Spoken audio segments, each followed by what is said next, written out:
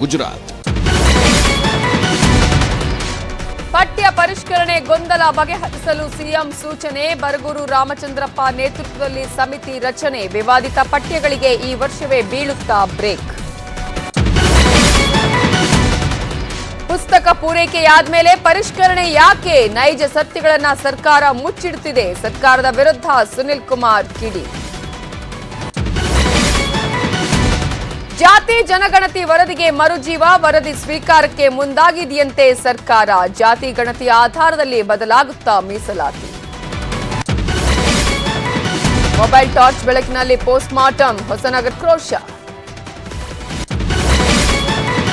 ಅರಬ್ಬಿ ಸಮುದ್ರದಲ್ಲಿ ಚಂಡಮಾರುತ ಅಬ್ಬರ. ಕರ್ನಾಟಕ, ಮಹಾರಾಷ್ಟ್ರ, ಗೋವಾದಲ್ಲಿ ಮಳೆ ಭೀತಿ. ಸೈಕ್ಲೋನ್ನಿಂದ ಮುಂಗಾರು ವಿಳಂಬ.